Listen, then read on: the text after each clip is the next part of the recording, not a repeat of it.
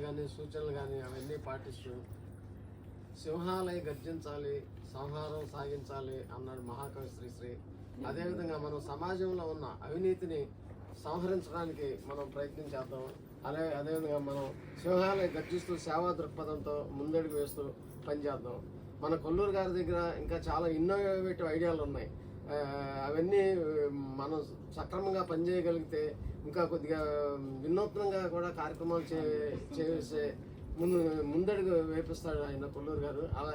అలాగే 101 సేవా కార్యక్రమాలు కూడా అప్పట్లో చాలా ఇన్నోవేటివ్గా చాలా ప్రశంసలు అందుకుంది. 101 కార్యక్రమం కంటిన్యూగా చేయటం అది మామూలు విషయం కాదు. అప్పుడు దానికి మంచి ప్రశంసలు కూడా వచ్చినాయి.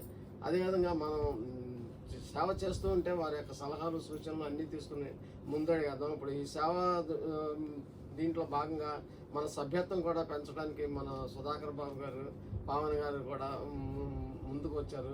అదేవిధంగా మన ప్రతి సభ్యుడు మనం కూడా ఈ యొక్క సంఖ్యని సభ్యత్వాన్ని పెంచే విధంగా మన ప్రయత్నం మనం చేద్దామని మనం చేసుకుంటూ భవిష్యత్తులో జరిగే ప్రతి కార్యక్రమానికి మనందరం సమిష్టిగా నిర్ణయాలు తీసుకుని ముందడుగేద్దామని మీ అందరికీ మరొకసారి మనం చేస్తూ, మామూలుగా లయన్స్ క్లబ్ మీటింగ్ అంటే ఒక రకమైన భయం కలుగుతూ ఉంటుందండి. ఒక్కొక్క వ్యక్తి ఒక గంట సేపు వదలరు, ఏదేదో చెప్తారు. అంతసేపు చెప్తే మన మైండ్కి ఎక్కదు.